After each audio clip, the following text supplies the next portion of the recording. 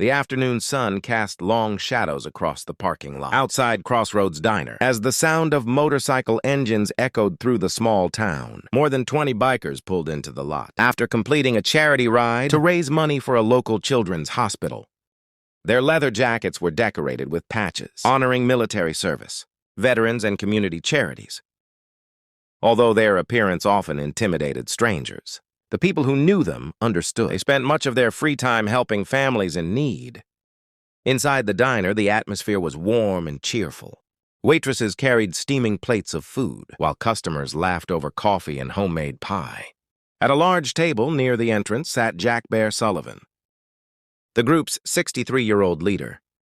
He thanked the riders for volunteering their time and reminded them that helping others mattered more than receiving recognition. Suddenly, the front door slammed open. A little girl no older than 6 stumbled inside. She was barefoot, covered in dust and breathing so hard she could barely speak.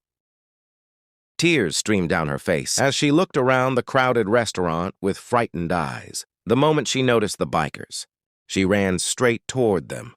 "Please," she cried. "Help my mama." Every conversation stopped. Jack immediately stood and knelt beside her. "You're safe now," he said gently. "Tell me your name, Lily." She whispered what happened, Lily. The little girl struggled to catch her breath before speaking.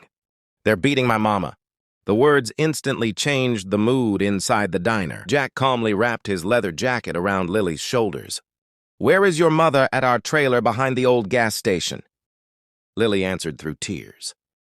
"She told me to run and find the bikers, because everyone says you'll help people." Without hesitation, one biker stepped aside and called emergency services, calmly explaining the situation and giving the trailer park's location. Another rider stayed beside Lily, offering her a bottle of water, while reassuring her that police officers and paramedics were already on their way. Jack looked at Lily kindly. "Can you show us where your home is?" She nodded.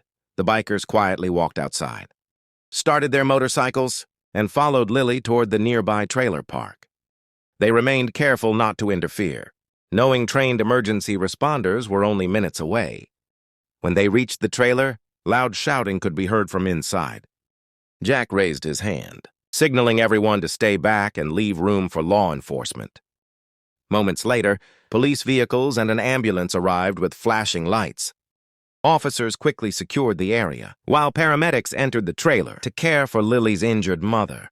The bikers focused on comforting Lily and helping keep curious neighbors away so emergency crews could work safely.